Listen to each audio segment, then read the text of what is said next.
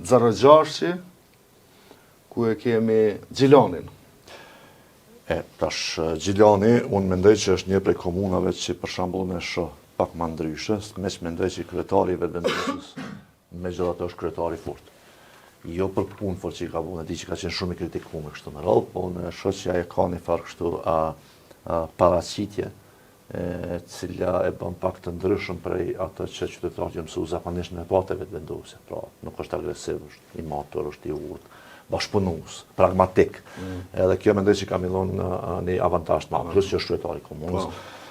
Plus që tash për shembull ka dhënë disa zotime për nisjen e projekteve që i kishte zotuar edhe herën e kaluar, por tash pra edhe i ka nis pak do punë me i bë për shembull që në kontracesh për Gjilanin.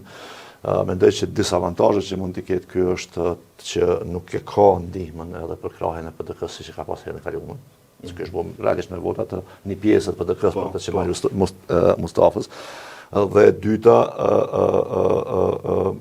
tash e ka një avantazh mendoj që nuk është përballë Lutfi Aziri që ishte një politikan jashtëzakonisht me ndikim, tash e ka nën kryetarin e komunës, i cili mendoj që po ashtu i ka gjasat e mira kur shkon balotazh edhe me fitu komunën, po një gjë që mundet me penalizu Albanin, e që nuk është përgjegjësia e tij, është absolutisht nervoza që unë mendoj që ju ka shkaktuar qytetarëve Gjilanit me shpërfilljen që ka bërë qeveria. Autostrada, stadiumi, punë të pakryera. Autostrada veçanërisht vetëm, ai kena pas një urë te Badovci që e lidh Prishtinën me Gjilanin. Një vjet kanë vujt urë 200 metra 300 sa. Kanë vujt qytetarët të Gjilanit. Edhe këta unë nuk mendoj që njerëz të harrojnë. Kujt ja jep në fund? Në fund mendoj që këtu unë mendoj që gjasat i ka më të mëdha Albani me fitu. Albani. Po balotazh ka. Atëherë nëse kandidati fole për Albanin, ka treguar edukat, ka treguar mirësjellje, ka qenë më i shkat në debate, e ka qitë në kur disa herë Arbrin Ismailin, kandidatin e LDK-s, dhe kjo pastaj ja ka ndrru perceptimin në publik, po në fundit ka me votu Gjilanin, nuk e dim se si votosh. Me bo me shku në balotazh, gjasat i ka që përmbyset rezultati fiton Arbri për shkak të kombinimit, por ka gjasat shkoj pa balotazh.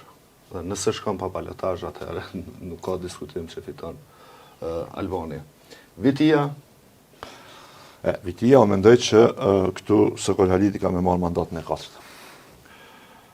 Ka me marrë mandatin e 4, sepse na kemi pas të në studio, do në zemër nuk e dite, po unë jem mahnit. Me çka tregoj ke. Si kom ditë ato, prandaj Vitia nuk është një komunë që investimet e huaja më kanë bërë përshtypje. Ka bërë shumë përshtypje ku i kish gjetë ato fonde e ato rrjete që unë as që di që ekzistojnë. Shkallësia e tij. Ki parasysh se keni ajo që po shkallësia e tij për çdo punë ka mahnit. Për të thënë drejt. Ka një rit mëdha për bujqësinë, është i pasionuar me bujqësinë për shkak të profesionit. Mendoj edhe unë njëjtë që fiton zoti Sokol Haliti dhe hyn në kuadrin e aty në kryetare më jetë gjatë, pra fiton mandatin e 4. Dhe kemi Kamenicën. Tash Kamenica është garë për mua e rëndësishme, sepse familja ime, babai im vjen nga Kamenica, unë kam lidhje me Kamenicën, aty shkam edhe familjar atje, dhe natyrisht pretendenti për kryetar, për të kthyer si kryetar është qendron Kastrati, për që nuk kam vlerësimin maksimal. Thonë të këtë drejtim, unë e di... Po mu e ndrojnë gjyren? Po.